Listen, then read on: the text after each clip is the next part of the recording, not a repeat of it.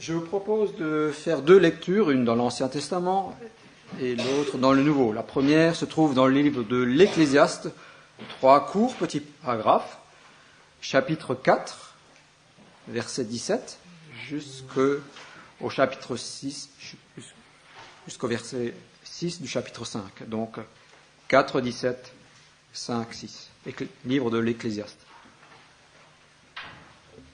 Prends garde à ton pied lorsque tu entres dans la maison de Dieu, et approche-toi pour écouter plutôt que pour offrir le sacrifice des insensés, car ils ne savent pas qu'ils font mal. Ne te presse pas d'ouvrir la bouche, et que ton cœur ne se hâte pas d'exprimer une parole devant Dieu, car Dieu est au ciel et toi sur la terre. Que tes paroles soient donc peu nombreuses, car si les songes naissent de la multitude des occupations, la voix de l'insensé se fait entendre par la multitude des paroles. Lorsque tu as fait un vœu à Dieu, ne tarde pas à l'accomplir, car il n'aime pas les insensés. Accomplis le vœu que tu as fait. Mieux vaut pour toi ne pas faire de vœu que d'en faire un et de ne pas l'accomplir. Ne permets pas à ta bouche de faire pécher ta chair, et ne dis pas en présence de l'envoyé que c'est une inadvertance. Pourquoi Dieu s'irriterait-il de tes paroles et détruirait-il l'ouvrage de tes mains? Car s'il y a des vanités dans la multitude des songes, il y en a aussi dans beaucoup de paroles. C'est pourquoi crains Dieu. Puis nous prendrons la première épître de Pierre, au chapitre 2,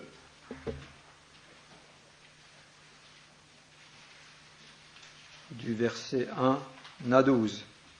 1 Pierre 2, les 12 premiers versets.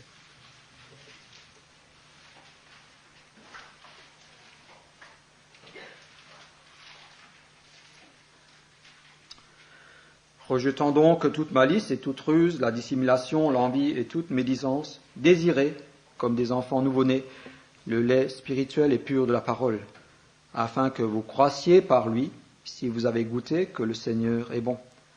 Approchez-vous de lui, pierre vivante, rejetée par les hommes, mais choisie et précieuse devant Dieu, et vous-même, comme des pierres vivantes, édifiez-vous pour former une maison spirituelle, un saint sacerdoce, afin d'offrir des sacrifices spirituels, agréables à Dieu par Jésus-Christ.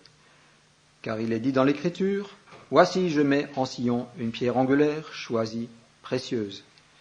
Et celui qui croit en elle ne sera point confus. Son honneur se montre donc pour vous qui croyez. Mais pour les incrédules, la pierre qu'ont rejetée ceux qui bâtissaient est devenue la principale de l'angle, et une pierre d'achoppement et un rocher de scandale. Ils s'y heurtent pour n'avoir pas cru à la parole, et c'est à cela qu'ils sont destinés. Vous, au contraire, vous êtes une race élue, un sacerdoce royal, une nation sainte, un peuple acquis, afin que vous annonciez les vertus de celui qui vous a appelé des ténèbres à son admirable lumière. Vous qui autrefois n'étiez pas un peuple, et qui êtes maintenant le peuple de Dieu, vous qui n'aviez pas obtenu miséricorde, et qui maintenant avez obtenu miséricorde. Bien-aimés, je vous exhorte, comme étrangers et voyageurs sur la terre, à vous abstenir des convoitises charnelles qui font la guerre à l'âme. Ayez au milieu des païens une bonne conduite, afin que, là même où ils vous calomnient, comme si vous étiez des malfaiteurs, ils remarquent vos bonnes œuvres et glorifient Dieu au jour où il les visitera.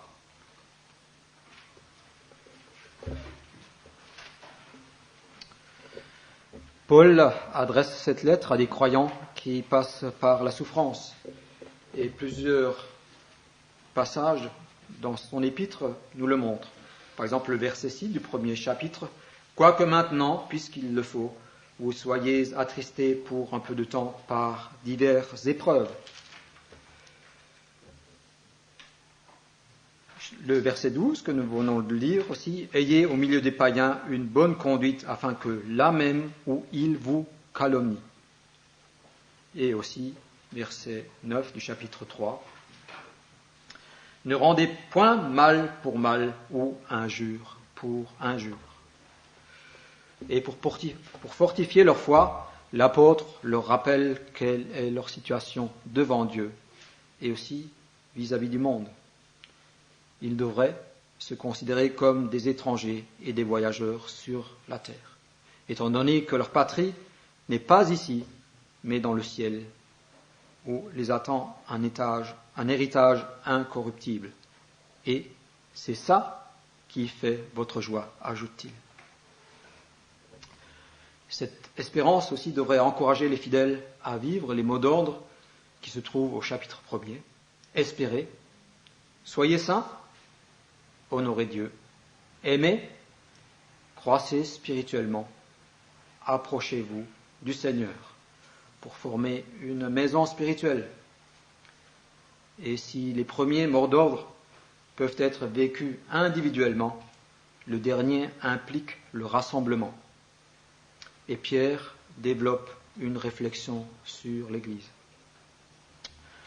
La convention à laquelle j'ai pu assister avec Alfred, il y a 3 semaines, était placée sous le thème « Ensemble devant toi, Seigneur ». Ensemble pour te contempler, ensemble pour te célébrer, ensemble pour méditer tes voies. Et finalement, ces 3 activités forment ce qu'on appelle le culte.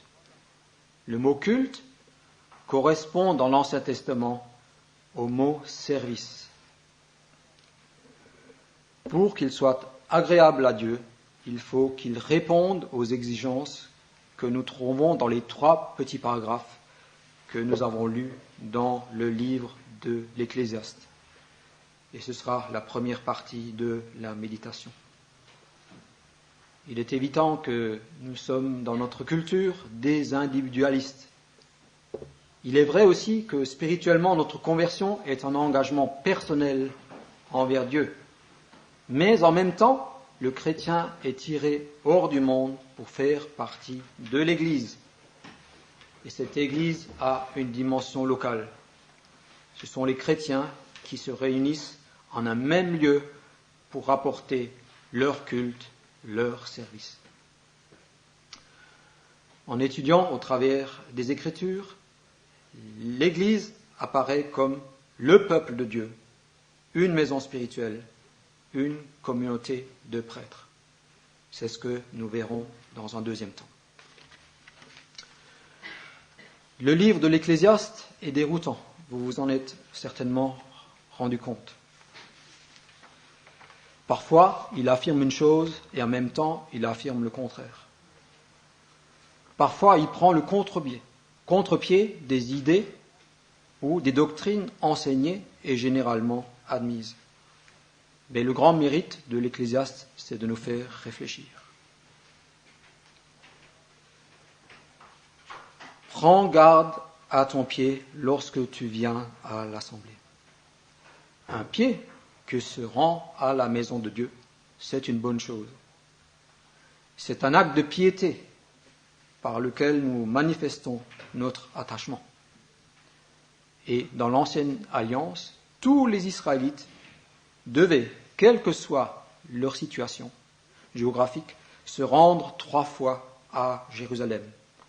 Et il leur était recommandé par la parole de ne point se présenter au sanctuaire les mains vides. Donc cela ne se fait pas à la légère. Nous allons rencontrer Dieu. Alors, question, est-ce que je viens dans de bonnes dispositions le dimanche matin? Ai-je prié pour le culte? Ai-je réfléchi à ce que je pourrais, moi aussi, y apporter? Venir pour écouter Dieu. L'Ecclésiaste insiste sur ce point. C'est un moyen d'éviter les rites et les traditions stériles. Mais venir aussi, le cœur et l'esprit ouverts. Car là aussi, nous pouvons nous interroger sur le fait que les effets que nous recevons, les effets de ceux que nous vivons ici, est-ce qu'ils ont une portée durable pour le reste de la semaine ou même pour le restant de notre vie. Ensuite, s'approcher pour écouter. C'est mieux que d'entreprendre beaucoup de choses sans faire ce que lui, le Seigneur, attend de nous, sans faire ce que lui veut de nous. Et les prophètes, souvent, ont dénoncé les pratiques religieuses, c'est-à-dire offrandes, rassemblements et fêtes de ceux qui font le mal ou de ceux qui ne s'efforcent pas de pratiquer le bien. Et un qui est particulièrement remarquable à cet égard, c'est le prophète Ésaïe. Je vous lis quelques versets. « Je suis rassasié des holocaustes, des béliers et de la graisse des veaux. Je ne prends point plaisir au sang des taureaux et des boucs.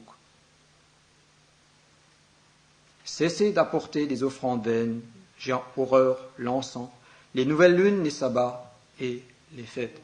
Pourquoi ? Parce que je ne puis voir le crime s'associer aux solennités. » Osée, dans la même direction. Car j'aime la piété et non les sacrifices, la connaissance de Dieu, plus que les holocaustes.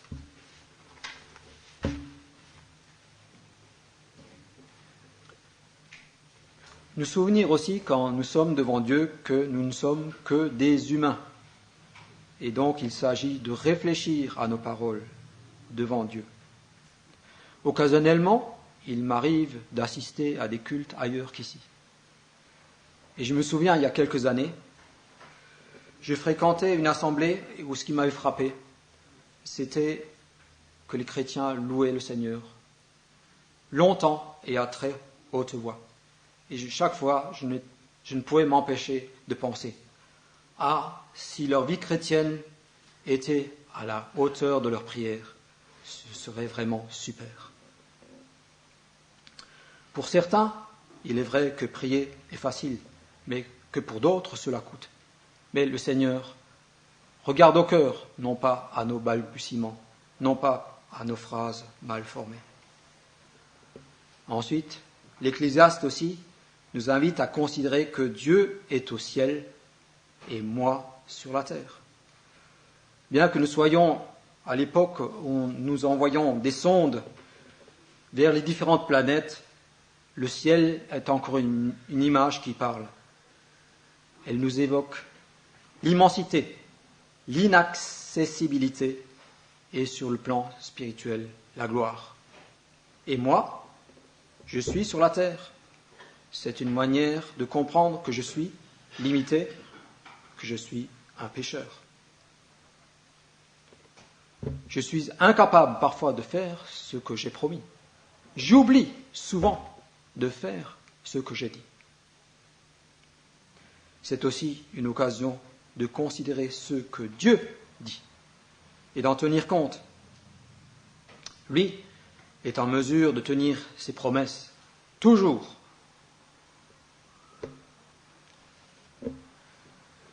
Si prendre trop d'engagements représente un danger, un tort consiste aussi à ne pas en prendre et de se contenter d'une routine stérile. Est-ce que je ne peux pas mettre plus de temps à part pour venir à l'Assemblée ?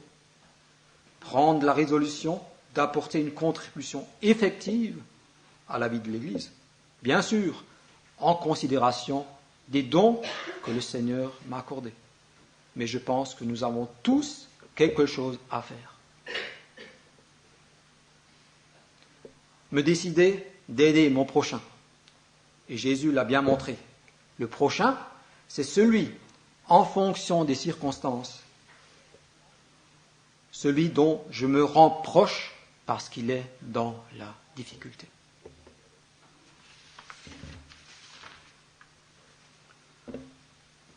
Ensuite, ne pas attendre suite à l'engagement que j'ai pris, car Dieu n'aime pas les insensés. Pour ceux qui sont ouvriers, employés aux mêmes fonctionnaires, qu'est-ce qu'attend le plus de vous, votre supérieur hiérarchique? N'est-ce pas que vous soyez motivé et sérieux? Si vous faites des fautes, cela passera. Mais pour le Seigneur, en est-il différemment? Attend-il moins de nous?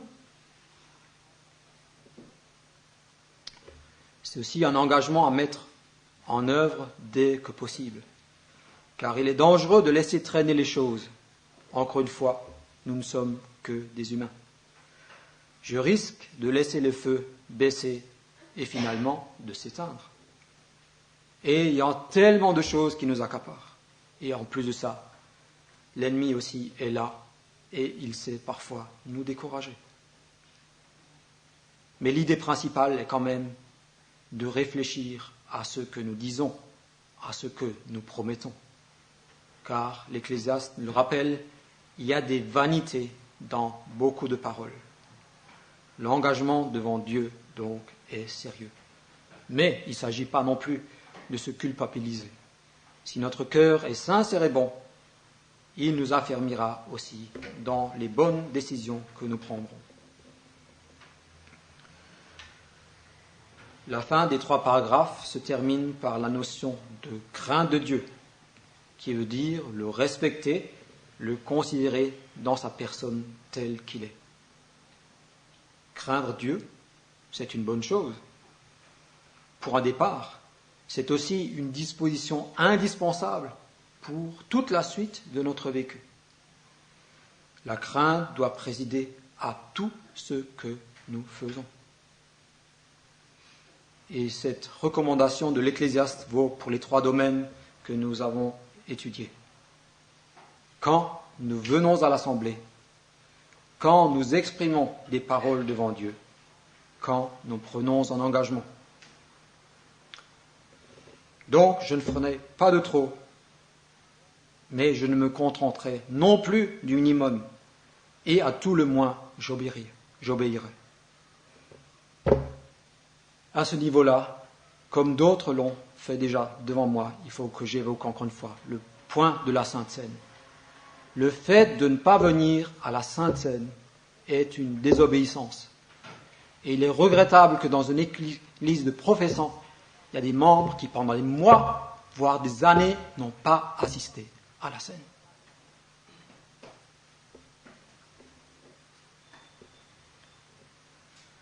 Le culte a aussi un aspect communautaire. C'est ce qui nous est montré par l'étude de l'Église.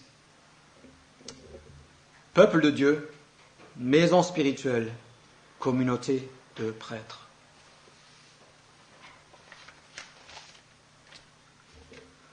Un peuple n'a pas besoin d'une terre. Un exemple, ce sont les Gitans. Ce sont aussi les Juifs qui, pendant très longtemps, n'avaient pas de sol à eux. Mais dans tous les cas, il faut un fort sentiment d'appartenance, fourni soit par une histoire, soit une langue, soit des traditions, soit des rites. Il y a aussi le rite de la Pâque qui, pour les Juifs encore à l'heure actuelle, atteste l'appartenance au peuple de Dieu. Peuple sorti d'Égypte de la maison de la servitude.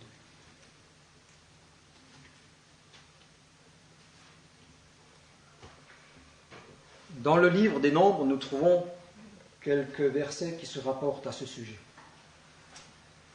Si celui qui est pur rituellement et qui n'est pas en voyage s'abstient de célébrer la Pâque, celui-là sera retranché de son peuple, parce qu'il ne s'est pas présenté devant Dieu, il n'a pas offert l'offrande au temps fixé. Cet homme-là portera la peine de son péché. Venir au culte. Je suis parfois fatigué, découragé, spirituellement déprimé.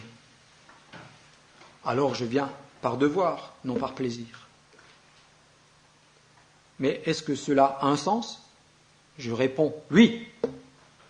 c'est l'affirmation d'une appartenance. Ce peuple qui se réunit pour sanctifier le Seigneur, c'est mon peuple.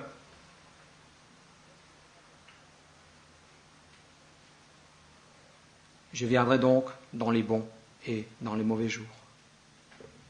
Ensuite, une maison spirituelle. La description donc de l'Église qui complète celle du peuple de Dieu, c'est l'image de la maison. Donc un bâtiment consacré à Dieu, une maison où l'on offre des sacrifices, autrement dit un temple. Dans le monde antique, il y avait une multitude de temples et aussi une multitude de pèlerinages.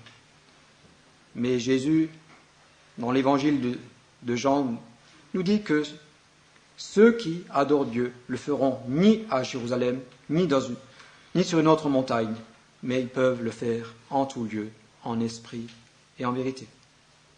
Mais néanmoins, il y a un lieu où Dieu reçoit les louanges de ceux qui sont ensemble.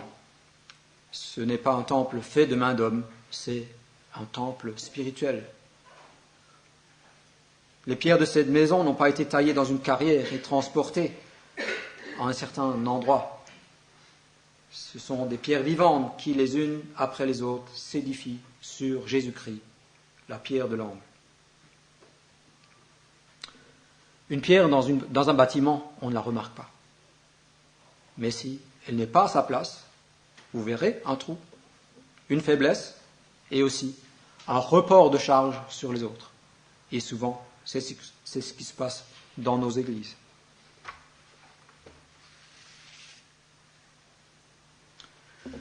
Pourquoi les Juifs venaient-ils au tabernacle ou au temple autrefois? Chercher le pardon de Dieu, présenter des sacrifices, prier, obtenir un exaucement, écouter la loi, chercher la volonté de Dieu et être guidé. Est-ce la même chose pour nous? Oui, pour l'essentiel, sauf pour les sacrifices.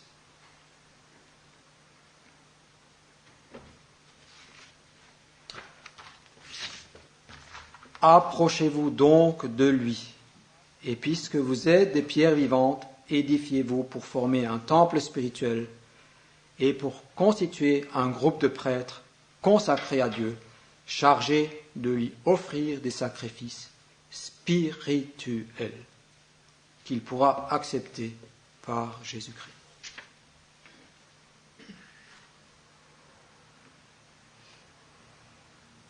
L'Église, c'est donc le lieu où nous nous édifions et où nous exprimons notre louange envers Dieu. Nous sommes aussi une communauté de prêtres. Quand les chrétiens se réunissent, ils sont à la fois lieu de culte et aussi officiants du culte.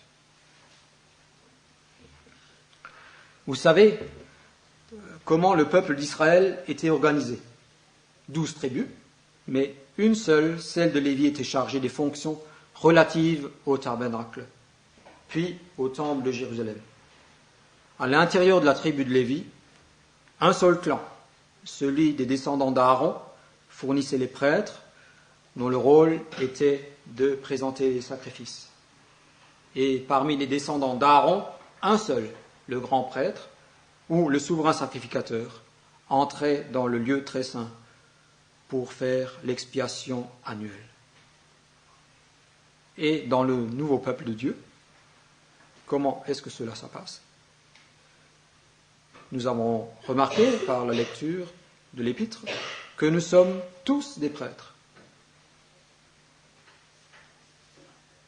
Ceux qui, sous l'ancienne alliance, n'auraient pas été de la bonne tribu, de la bonne famille, ceux qui auraient été trop jeunes, les femmes, certains malades, comme les lépreux, les étrangers, ceux qui auraient été trop vieux, auraient été exclus du sacerdoce. Alors que nous, quelle que soit notre condition, nous sommes appelés à offrir des sacrifices spirituels à Dieu, sans autre intermédiaire que Christ.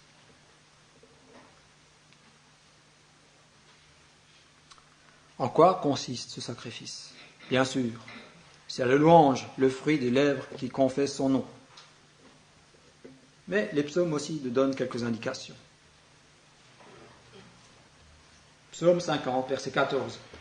Offre pour sacrifice à Dieu des actions de grâce et accomplis tes vœux envers le Très-Haut.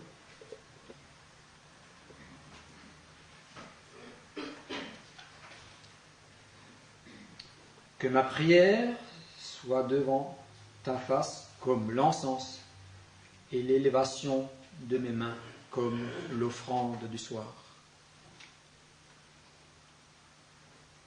Et nous sommes aussi invités à célébrer bien haut les œuvres merveilleuses de celui qui nous a appelés des ténèbres à son admirable lumière. Donc, le sacrifice, c'est pour tous.